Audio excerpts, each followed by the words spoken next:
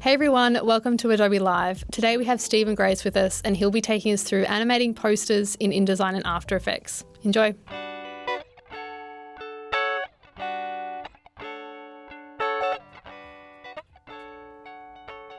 Hey everyone, welcome to Adobe Live this week. Today we have Stephen Grace joining us. He's going to talk us through designing an animated poster in InDesign and After Effects.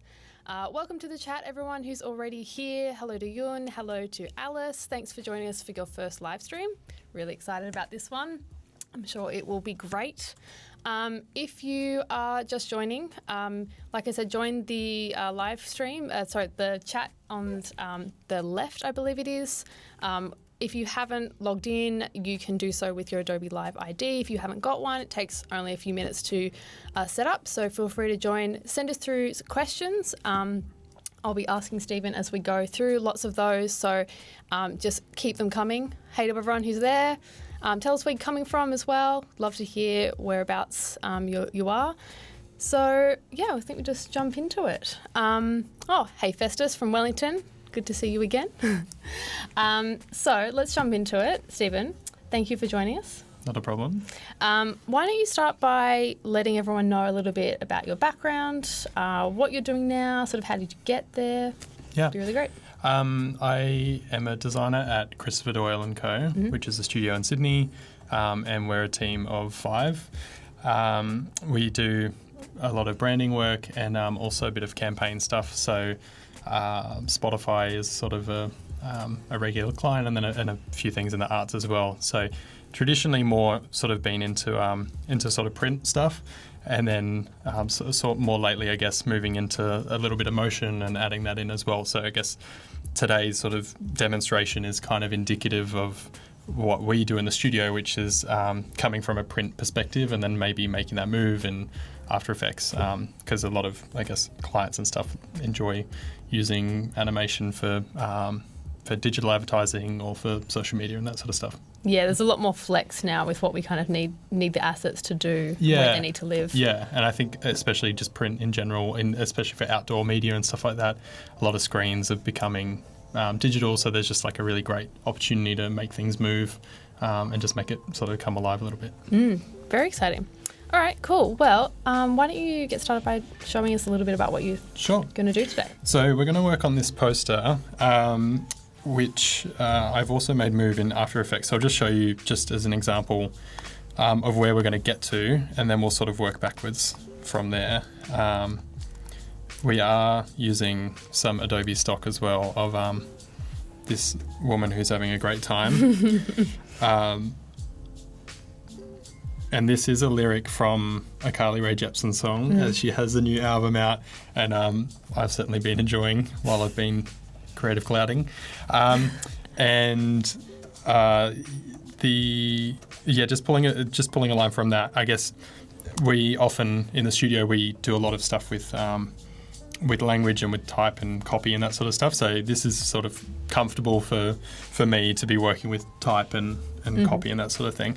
And also there's some really nice little things in this line as well, which we'll sort of talk about for why it sort of makes a good line. But I do encourage everyone to consume the song at their own leisure after the live stream. So I guess we'll start with just making a new page.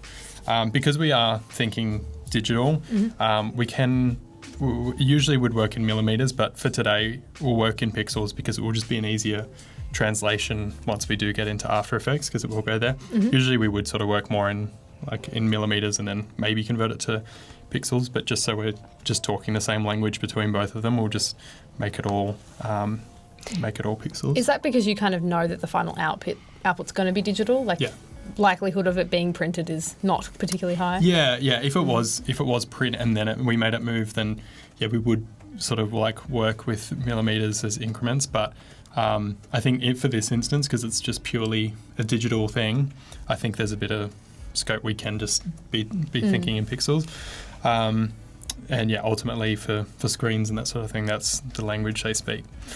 And maybe just so everyone kind of is sort of following along, where would you see this kind of living? It could be like advertising. If anyone wants to book an ad space for this particular poster, I'm open to that. We'll take applications. Yeah, exactly. Just let us know.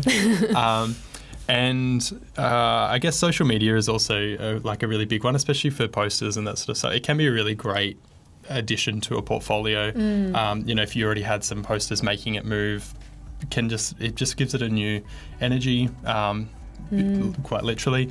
So I think social is a really great spot for that because like everyone, videos autoplay, all that sort of stuff. So I think it's a really nice, natural sort of habitat for a lot of that motion stuff. And type as well. Like I think like I'm trying to think of examples. I think Studio Fixen, I think they're a Swiss-based one, but some of like their posters that they animate are incredibly beautiful, and often you don't see like a lot of that work with type kind of animated a lot unless it's in that sort of context. So it's kind of a nice opportunity to like explore that. Yeah. And DIA or DIA. Oh yeah, of course. In New York, they do really sort of glitchy sort of stuff. It's really amazing, all type, and that's quite incredible. Just the amount what they can do with type, and just rethinking how it repeats or it glitches or gets cropped. And I think there's really exciting ways to use it. Sort of take it off the page. For this, because we want to go pretty high res. This is, I guess, an A3 preset, but we'll just go up to like an A2, which is 594, so we want that to be portrait, but we will just change it to pixels, and so we'll just convert that. So it's just to keep in the same ratio, so it does look A size. We do slightly have, just because of the conversion, it doesn't exactly equal a round number, so we will just like round that up.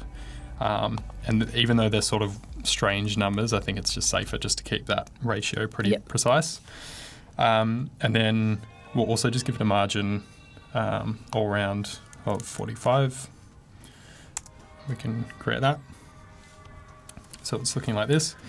So I think first thing is just pulling in some copy. So I've already sort of grabbed just some little bits of copy that we're going to use. So this being the headline, we can just grab that. We'll just scale it up. And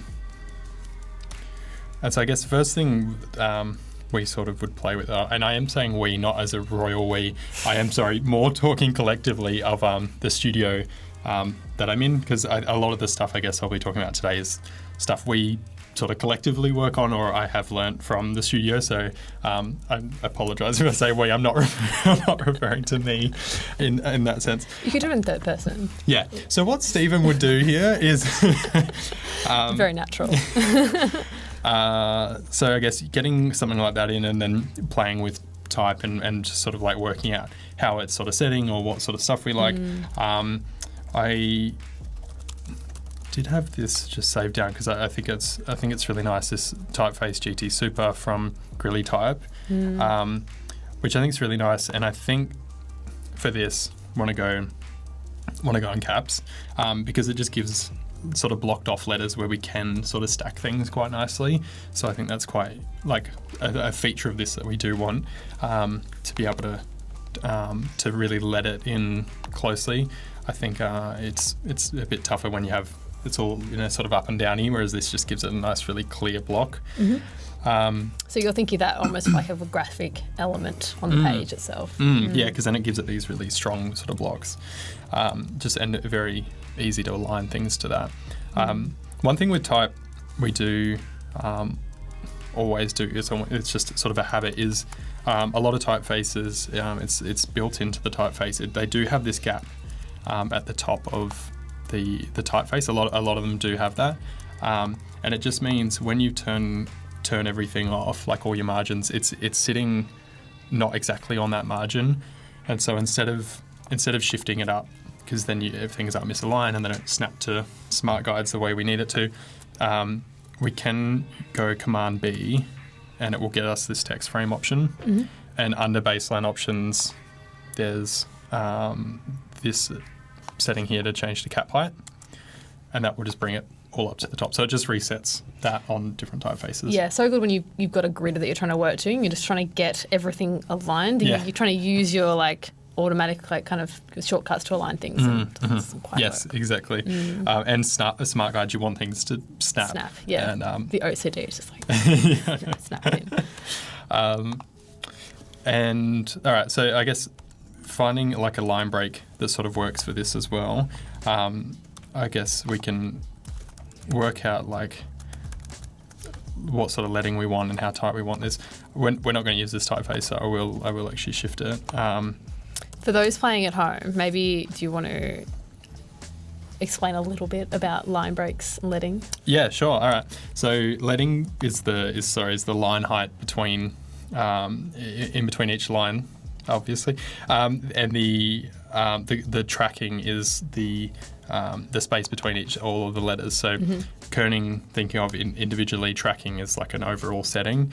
I will just shift it into what we're going to use, which is a typeface on Adobe fonts called Nimbus Sans. And Nimbus comes in a bunch of different weights and a bunch of different widths as well. So there is sort of extended versions of Nimbus, or there's more condensed.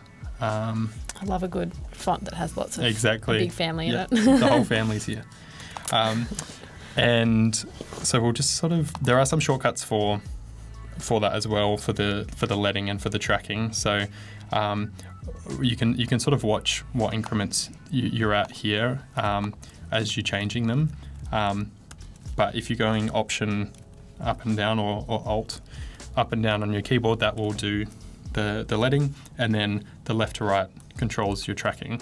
One of the thing we do quite a lot, and it just sort of becomes an extension, is like changing increments quite a bit just on the fly, because at the moment when I do one option up, it's quite slowly adjusting the leading. Yeah. Whereas if I wanted that to be quicker, you can jump into settings, into the preferences,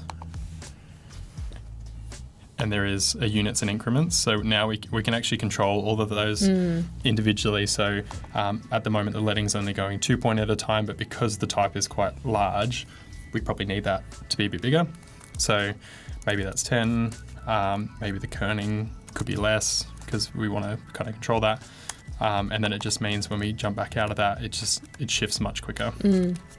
That also goes for actually moving items too. Changing those can be really useful, and we'll get into that.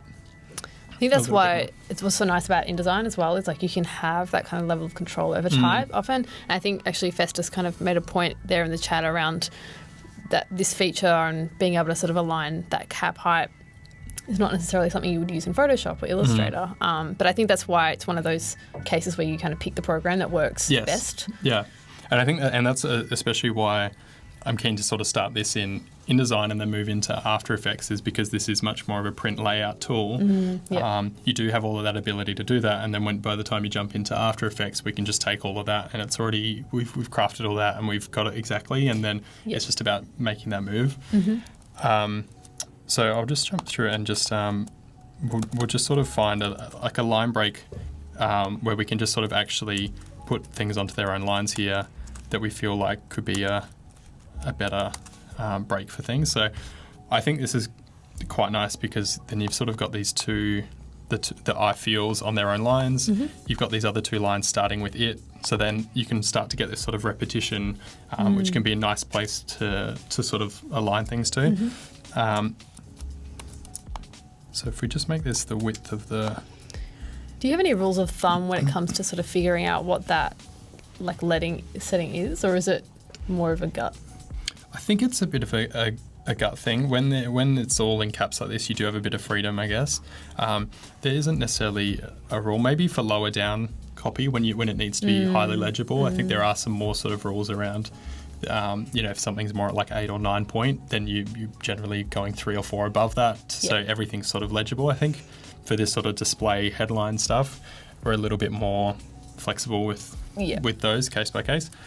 So I'm just going to go Shift Tab,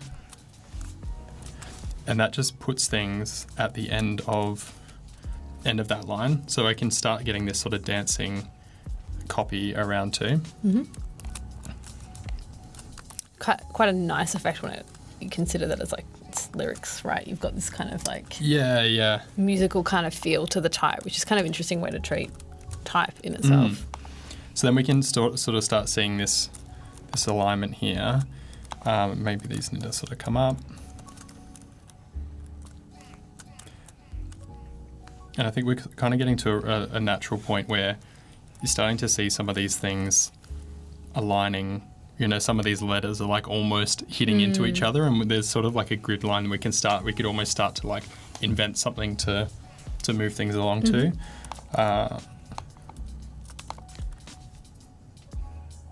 I'm reading this book at the moment called Joyful, which is all about designing things that are joyful and talking about like in nature there's like often our eyes look for things that are symmetrical, and I think that's really interesting. Like often, I think this is the same in design, like you're trying to find that balance where there's something that your eye can fix on that's a bit symmetrical, which is quite nice that you're getting that starting. Yeah. And we do like that sort of invisible alignment thing as well of having, it's almost more of a thing for yourself when you're making it, that you have this sort of, there is some sort of rule or there's something that you can align to, and that's it just makes it quite pleasant. Yep.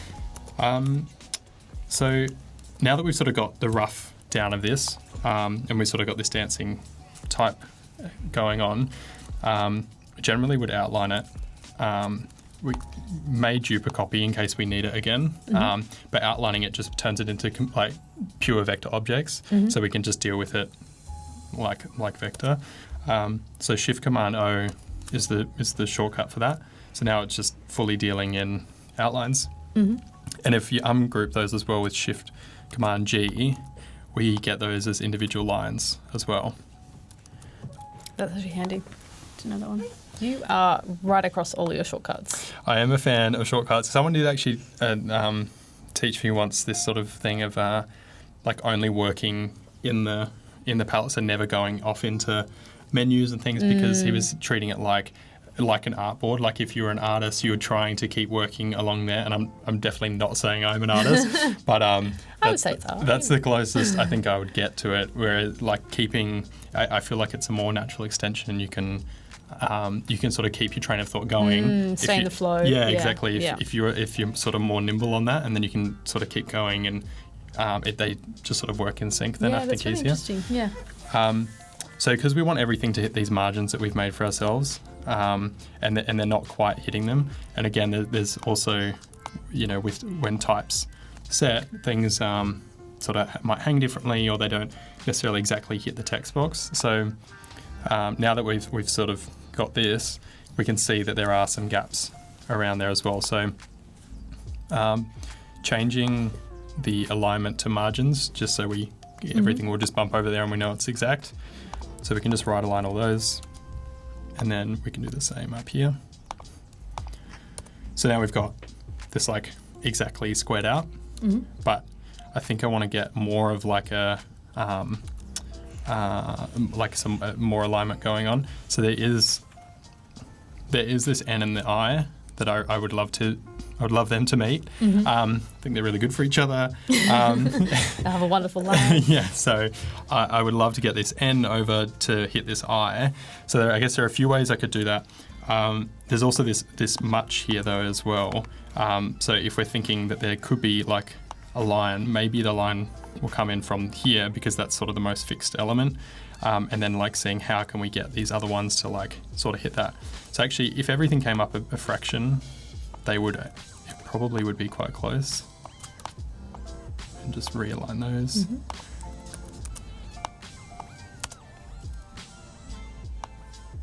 And this is the beauty of having things outlined as well, is that like all those smart guides will snap to objects now as well. So if it was still live type, you would have to be sort of playing a bit of a guesswork. Yep. So now that we're like really close, I think what I want to do here is like just cut out individual words. So I'm just hitting A and just selecting what I need, and then doing Command X, Command. So you're separating that out from the group. Yeah. And then I'm pasting it back in place as well. So if you just hit a paste, it will usually center it. But if you paste it back in place, which I think is Command Option Shift V. I hope you're all writing this down. Then there'll be a handbook. Yes. Then it just puts it right back in place, so we're not shifting any of that layout. And I think this will be useful as well here, because we want to get that E to hit there as well. Do you start by looking at, like, would you sketch something out like this, or do you kind of start and just play around in InDesign a little bit? There could be a sketching process, I think, if there is like if there is some other conceptual thing. I think often though, I don't mind getting in and just like mucking about, playing with things, and also because sometimes if I have typefaces in mind, then you want to sort of see those and how it sets in a certain typeface. And I think there's something particularly typographic as well. Like, you can kind of roughly draft out like a little bit of the layout, but really you want to get a feel for what those type elements are doing. Totally. Yeah. So I think here now with this E is like just a bit off the grid line. What I'm going to do is cut that out and copy and paste it back over itself. So now it's a separate element, which means that my things will snap to it. Mm-hmm. And if I use F and draw an invisible box, it will snap and give me that width that it's out by. So that's that figure up there. Mm-hmm. And now if I go into my increments and change my cursor key, when I just hit one right key, it will immediately very align. Precise. Yeah. So then when it's very satisfying. Yeah. And I also want to shift the 2 as well, because there's this nice T alignment going on there. So then we've got that going on there. There's that straight one we can get rid of. And so now we've got like all this hitting this line. Now this is like our problem child, but I love it anyway. And so I guess here just doing like, I think because we are working in this poster format, we're just going to give ourselves like a little bit of freedom. We could, now that all these are aligned, I'm just, and it's sort of on its own line, I'm just going to slightly cheat it out using that A, and we could just sort of find a point where it naturally still kerns okay and it looks all right, but it will like give us the alignment that we need and deserve. So doing that same trick, grabbing that.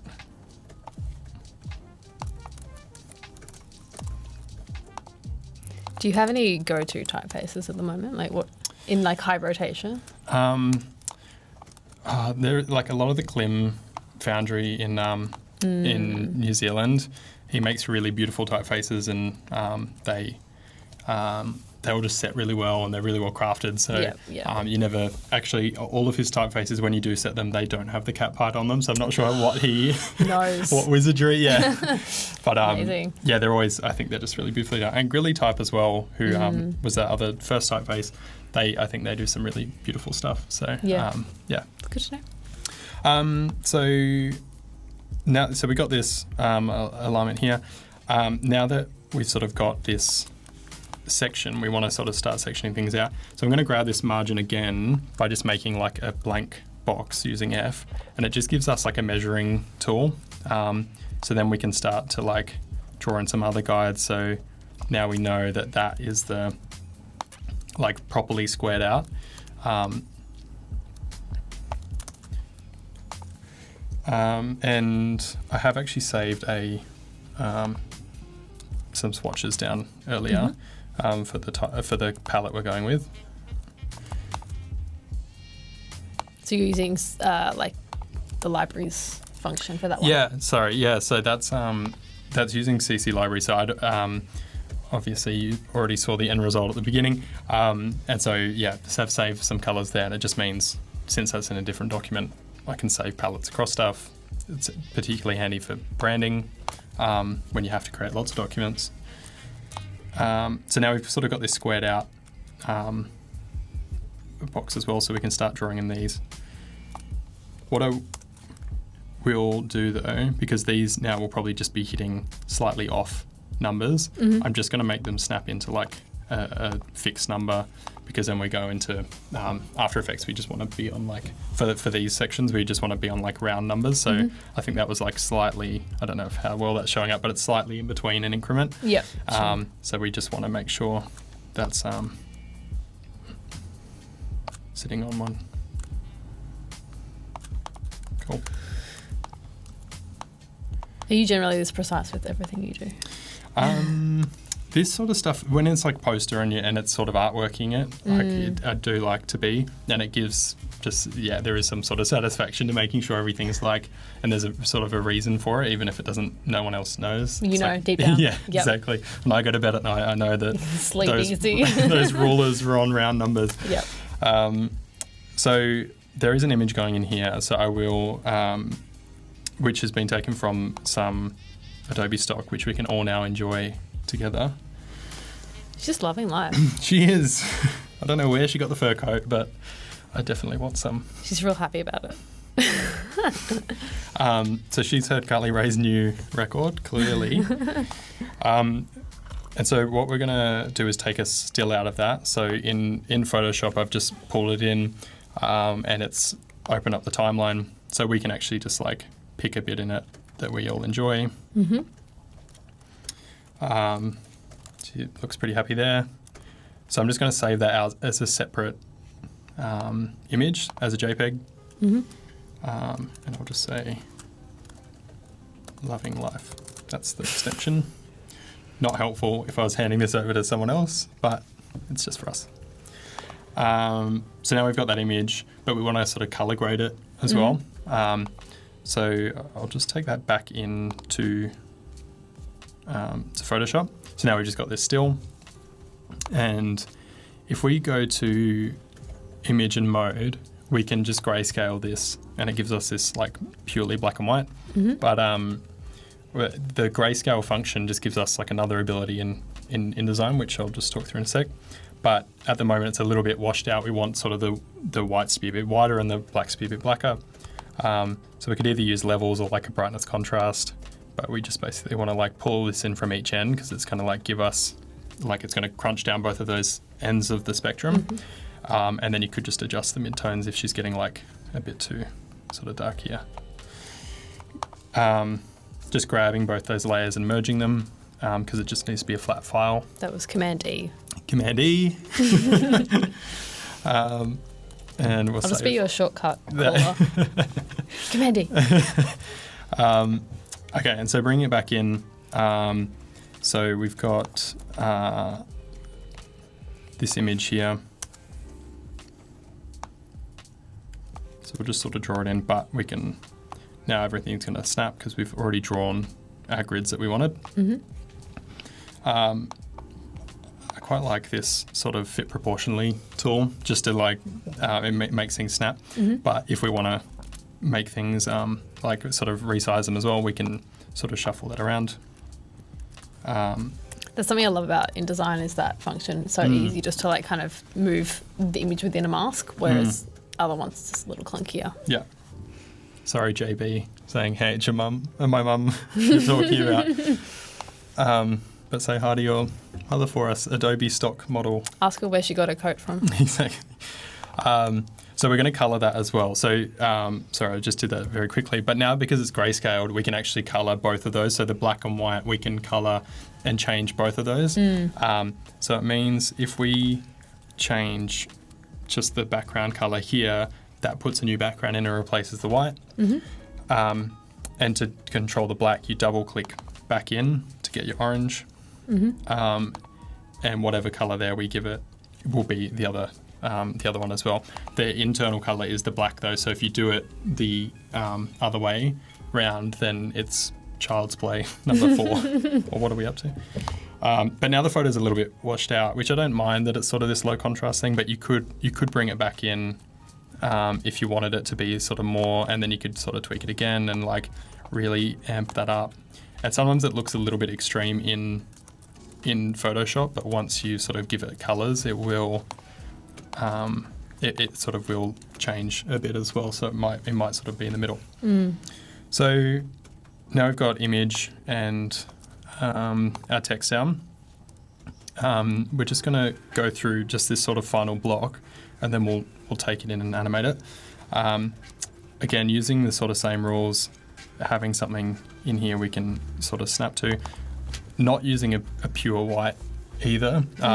Do generally like just to keep it like tonally a bit different, and it sort of goes the same with black as well, because you rarely actually ever see, a white piece of paper, Pure, yeah. or, so just like giving it a little bit of texture. But we might just make it really still be quite subtle. So you edited the CMYK of that? I did, purely because that's just natural. I feel more like in control of the numbers, but I mean, you could do an RGB. Often though, it's obviously, it'll translate okay. So RGB is generally the other way, going from an RGB to a CMYK, where you generally have a little bit more struggle. Yeah, definitely.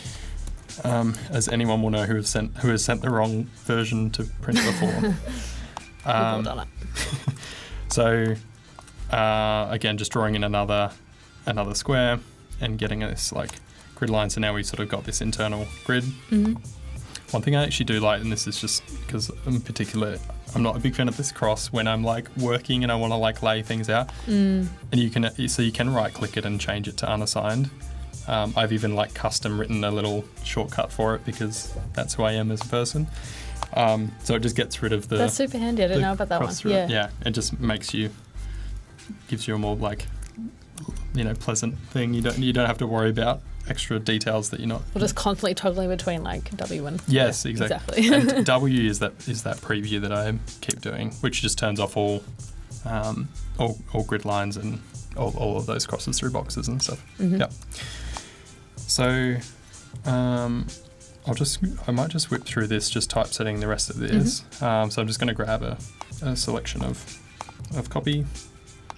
We need some like waiting music. Carly Rae would be perfect right now. We should have lined that up. Did we get that license? Damn it. Oh yeah, that small thing. Maybe while you're doing this, how did you, I guess, get to the colour palette that you chose? Yeah, I mean, colour palette is similar to a type for us, I guess, where if you see something that you like, generally keep a record of it, can sort of mix and match some things as well. So I think, there's often from, inspired by other things. I don't think I'm necessarily inspired by like nature or anything in terms of colours and that sort of thing. But so often it's other work or like seeing other combinations and that sort of thing. There are obviously sort of on-trend palettes that sort of come and go as well. So I guess which we're sort of working within today. This sort of pinky and green. I guess you always have some tried and tested combinations work, and then I guess it's about like extending that or maybe moving beyond that or seeing if something would change. And but it can be good to start in a familiar space and then sort of see how you can go beyond that as well. Push it a bit further. So what sort of, what are you actually typesetting in here? What's the content? The content is a bio that I grabbed from a website, and then the rest of it's actually the track list from her album. And then I'm just going to like put this in 3 columns as well, so you can just quickly change the columns and the sort of column width. And then a shortcut, which is actually, if you're going to take anything away, it's Option Command C, which snaps your text box to just to kill all the remaining like free space. So if I do that and I've already set up 3 columns, it will actually just automatically shuffle everything. So neat. So neat. So that might be a bit big though. Peter had a question around like using the rectangle tool versus the frame tool. Any thoughts on that? Yeah, I think the frame tool I generally do because it's actually like a shortcut thing again. I think it's like the F is quite, because usually right hand on mouse, left hand keyboard. So there's a bit, it's actually within reach, whereas M is actually on the other side of the keyboard. You're trying to streamline your process as much as possible. Yeah, exactly. I can't have any time wasted between F and M. Chris must work you really hard. I think this is all, this is all self-imposed. So yeah, I actually, they're very comparable. I guess the rectangle tool though does alleviate that, the X through, because it's not a frame. So but they do have the same function in terms of like you can color it. You can Pretty similar. Yeah, place objects inside it. Yeah. And so the last thing we're just going to do, and then we'll get on to animating, is just making a little insignia, just to give it like a little bit of flavour down the bottom, which I'm just going to do with actually using that tool now. After I just trashed it, I need it for the circles. There's purpose to it. Yeah. So just creating this copy, pasting it on top of itself, and we're going to just make it like a slightly different one, sort of give it that like oval effect, sort of like frames that maybe your grandma had in her home. And then we're just going to grab her 3 initials, put it in the typeface that we liked before but didn't use. And again, I'm going to outline that, take out each individual.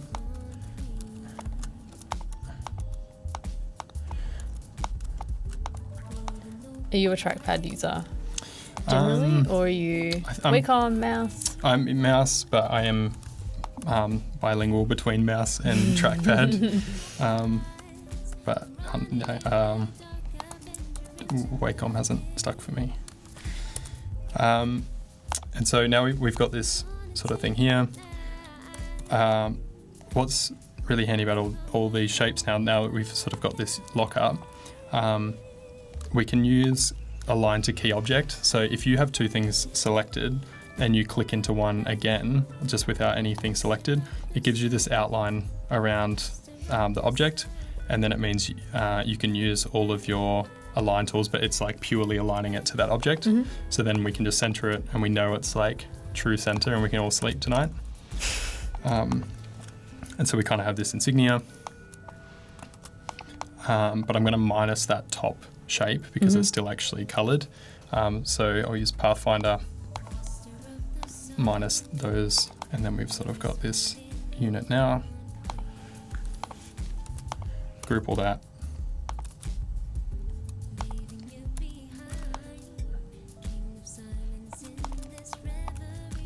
If anyone wants to tweet at Carly Rae and tell her that I made her a logo, then everyone's welcome to. You should just get it engraved in a locket and like send it to her. That's true. Not creepy. Yeah, I'm sure she gets lots of it. Lots of Adobe live streams of Carly Rae Jepsen lyrics. So now we've got this finished project, but we want to take it into After Effects. So there are a few ways, I guess, you could export elements separately, because like we're saying, you know, if you were just thinking about making this move and it didn't need to be edited again, you could do it as like individual images, because then it would make it you know, or you were just wanting to make it move. I guess the thing with that is like you would have to sort of find the to realign things once you get back in there. Yeah. And then if you think about typesetting it, then it's also a similar thing. You have to go through and like do a similar thing, whereas we've just, you know, spent our time doing it here. So we really want to like keep this as much as we can, and then and work that way. So there's a few ways. If we were working in Illustrator, there's a great plugin called Overlord, which allows you to just move elements directly between. So Illustrator and After Effects talk quite well, and you can put in Illustrator files with layers and stuff. Overlord lets you, just with a click of a button, bring something in, and then you can go the other way as well. If you're working on something, you can push it back to Illustrator, tweak it, and then go back in. So that's quite good for live type if you need to still be able to edit type. For this instance, we're not really needing to. So again, we'll use CC libraries and just export things as graphics. So what I will do as well, sorry, I'm needing to cough, is draw in a box in the corner with the frame tool, because we do actually want it invisible. And then we can select a word and then turn that whole element into a graphic. What's important about the frame tool is when we go through and individually select each of these, it's going to give it this same outer frame, which means we can actually align everything really easily in After Effects. So I'll show you how that actually looks once we get into that. The image, we have footage for that, so we want to color that footage. Mm-hmm. Yeah. So move into After Effects. So we've got our composition. So it's matching the same specs that we set up already, making it 15 seconds, which is an Instagram story time. I think feed things are a minute, so you could go longer if you want to. And then the frame rate's 25, which is pretty standard. Mm-hmm. And then so we can draw in guides, so we have that all there. And if you right click on the guide, you can edit that just directly. So it just means that we don't have to worry about finding that spot. Mm-hmm. You can actually do maths as well. So to get it from the other side, we can get the whole width of the composition and just do minus 45. Very nice. Or grab the height and do the same. So then we've just got that all set up again.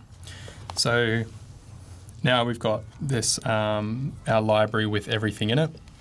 And I've just overlaid the whole artwork. I've just taken that whole artwork and just put it in as one layer just so we can like double check things if we needed to see it there. But I've just locked it and turned the visibility off. Mm-hmm. So we've got all of our text lines here. So if I drag all these in, they're all going to sort of be a jumble. But again, if we go to this align tool and if it's set to composition, if we go to the left and to the top, that was where we made our frame. Yep. And so if we bump all those, then we just get everything back in place as well. So much quicker than having to realign everything. Right, yeah. Because we just spent all that time already doing it in, outlining things. And yeah, so it just means that everything's in place. And Overlord, again, does a similar thing where it will just bump things over in the place that they're already set up, which is really handy. So now, I'm just going to jump into here. So because we want to have these frames as well, we can check where these are. So that was 1, 2, 2, 2. So then we can sort of get this grid line in as well. Mm-hmm. And what's that one at? 503. So we can do a similar thing there.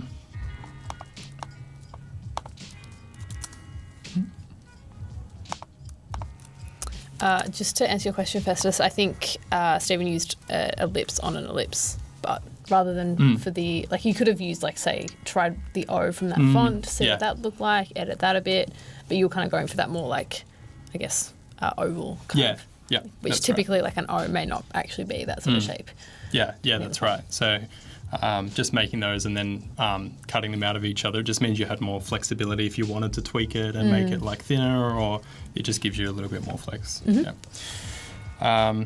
So we've got all these elements in here, and then we can just use a shape layer and just draw in our colours that way. Mm-hmm. So it just means we have that there. I actually want this to go the full way down. Is there a reason for that? Because of the way I want to animate it, I want to make sure it... Oh, I keep on grabbing the guide. Nope. I want the image to come in first, and then... It needs a background. And it needs a background, and when I shuffle things, not everything will be there at once, so I need just there to be a little bit of coverage. Yeah. So we've got that, which is good, and we can just lock that and we can lock that off so we're not touching it. Mm-hmm. And so the video we have here, so we can grab this and put it in, and we can scale that up.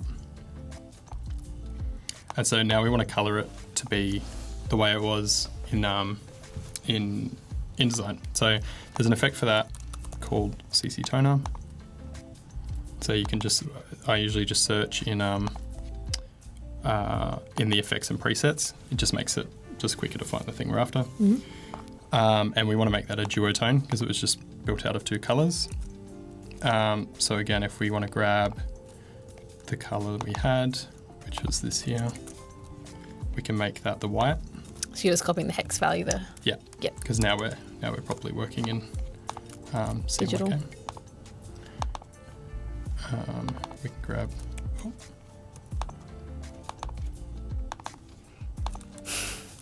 feel like you're going too fast for yourself sometimes. Tripping over my laces. But because we edited that photo, but we want to edit the footage now as well, like it may need contrast change. We can do that in After Effects. So we could use like a levels. What's important though is if we have got effects on, it will affect the last one as well. So we need to make sure like the order is correct. So levels you want to be at the top, so it's affecting just the footage, and then the colorizer on top. Right, as opposed to the other layers. Yeah, because it might it will edit the both of them at the same time. So we can sort of see how that's changing, but because this is the edit, we could potentially just tweak like a blue or something just to make it like pop a little bit more without sort of losing that palette. So now we've got this footage, but we want to mask it to go back into here. So we can draw another one, another box. And I generally don't stress too much about hitting the composition height and width exactly. Like I'm happy to move it off to the side. Just changing. I'm just going to lock off a few things. We had a question whether the text came in as vector or bitmap. It's as bitmap. Yeah, because it was done as a graphic. CC Libraries doesn't do text from. You can move them in between other editing, but not between After Effects. So it was just as a graphic. It's good to know. So we've got this box, but we want to actually mask that in there, and we want it to sort of shuffle down. So what we're going to do there is give it a track matte, and that's basically like After Effects version of a mask. And so the layers have to be on top of each other because it will be directly affecting the one above. But it just means it's locked off to that shape there. Yeah. But I guess what we're wanting to do is have that appear full and then it zooms down into the corner. So now we've got this shape layer, which is highlighted. The end goal, I guess, is for it to be in this scaling position. So if we hit S, we'll bring up scale. But you're just putting a keyframe in there. Yeah, sorry. And so I've just jumped in. So if you clicking the stopwatch, will just give us a keyframe, and that's because that's where we want it to end up. So we'll just leave that there. Go a little bit earlier on the timeline, and we'll just grab. Or we could actually do it in here. So now we can see it's like extending out both horizontally and vertically. And so you can see where this starts. Now if I like hit play, that will slowly zoom back down into the corner. So then we've just like masked that off. We also need to repeat that with the actual footage. So because we want that footage to be in there. So again, S will give you just the scale, and P gives you position because we're going to be moving and scaling it down into the corner. A really handy shortcut again is hitting U, the letter U, and it shows you every active thing you have in After Effects. So instead of opening up all the menus and finding them that way, it can just be handy just to have only what you're working in. So those are actually going at the start because it's currently where we want it to be, and then we want it to scale down into this corner. Just to answer your question, Alice, that is Adobe CC Libraries on the side where the little thumbnails are previewing. So I think that you can open that through File, and then it should say CC Libraries. Yeah. I think, in Window. Oh, Window, sorry. Yeah. I think it changes. Yeah. I think in XD it's File, and then, But that's where you can get the little menu there. And also I find help is helpful. You can search all those things. So now those will move in together, which is what we want. So let's animate the type. Just because we want some sort of simple motion there, I've named these like 1, 2, 3, 4, 5, 6, just so we know where we're working. But because it's all we want it to come in left, right, sort of sequentially, we can grab like every second line and work on those together. So because 1, 3, and 5 will be that left side, and then same. So let's just grab them all for now and put a position on them. So maybe go further down here, because that's where we all want them to end up. And then 1, 3, and 5, we can move over. And I've just done like a shift, like move, and a little bit of like a military march, like keeping that number in mind so we can go the same. So they all move the sort of the same amount. And then we also want these to fade as well. So T is for opacity, or for transparency maybe. And That's so how I remember. we want to go 100% opacity at the end because we want it to be totally visible. And then we can sort of see if we hit U again where it's starting. And so we could do like a down to a 0. So this means when we go, we get this like fade in effect like Nice. Yep. that.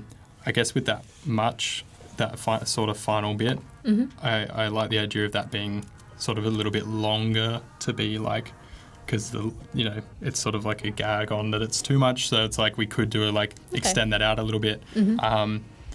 And so we can just grab those two and holding Option and Shift, we can just jump that down the timeline as well. So now that we've got all these, we don't want them to all appear at once. So we can again highlight all of those keyframes we want and just do like a little bit of a shuffle using Option. So just grabbing the stuff we want.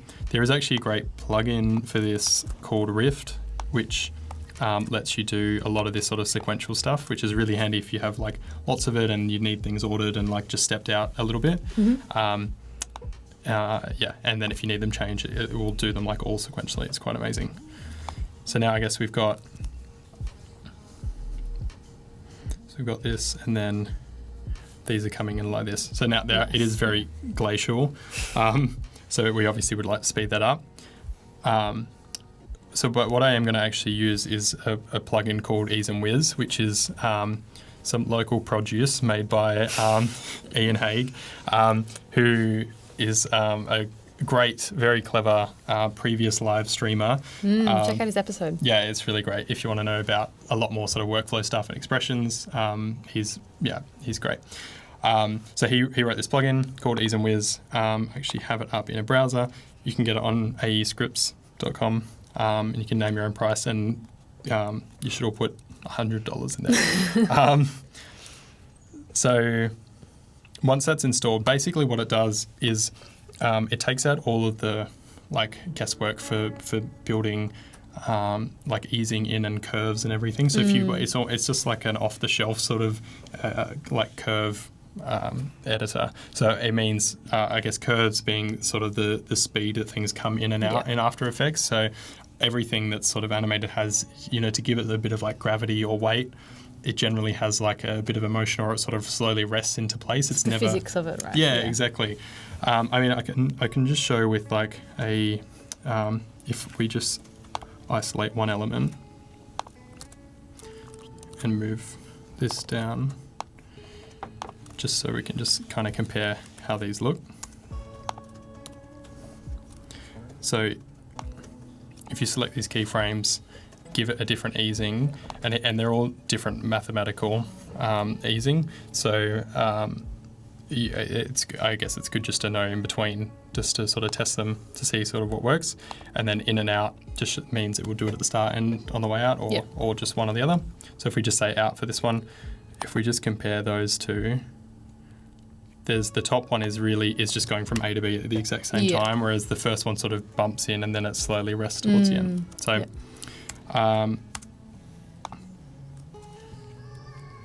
so a really just simple way just to get going on that is just to chuck something on everything at once, and so whatever keyframes you select, it will just automatically do that. And so you can just see it just has this like nice sort of flick and then very rest. natural feel. Yeah, exactly. And then we can also take that and apply it to maybe we'll do in and out for the video up here. So you can sort of see it's going like that. I think there was a slight jump. Oh, went a little bit too much. But when I feel it too much. I might just jump into where we got to, and then I can talk through just some other little elements of how this was sort of set up. So again, so it was sort of this first bit jumping down, and then we've got this, and then all of this sort of floats up. This sort of final little insignia as well. What I've done with that is it sort of folds out like a little medallion, and all that is just using the scale and just doing the horizontal. So it's so it starts at a 0 position and then just slowly fans its way out. Nice, yeah. There is a little lock there, so if the lock is on, it will keep the proportions when you scale something, which can be really handy. But for this instance, we wanted just to isolate just that one horizontal, and so then it just sort of has that little slide out effect.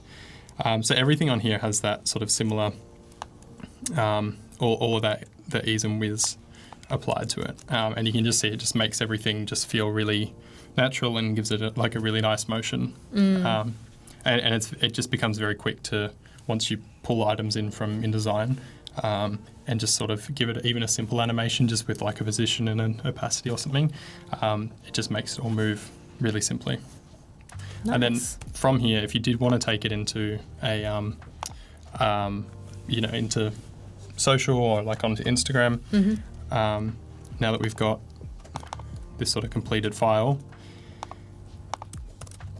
we can make a new comp, which we can call Insta. We can go 1080 by 1080, and it just gives us a square, because it's all about the feed. And we can drag that comp in, and it will place it in there for us. If we position that, center that, hit S again for scale, and then you can just shrink that down into size. So then you just have like a nice centered, little gallery framing of your poster. Amazing. Yeah. Cool. Thank you so much. No worries. I hope Carly Rae sees this at some point. Be the dream. Sorry if I flew through anything. I'd love if there was any questions, and please let me know. Yeah. Go hassle Stephen on Instagram.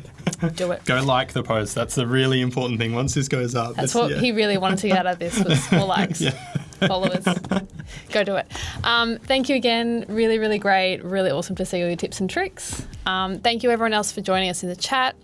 Next week, we have heaps of content coming to you. We've got Ramez doing the live stream, but we also have the Adobe Symposium on, and we'll be doing live streams straight from there for 2 whole days. It's going to be a lot to get into. I'm super excited about it. So don't forget to tune in next week, and we'll see you then.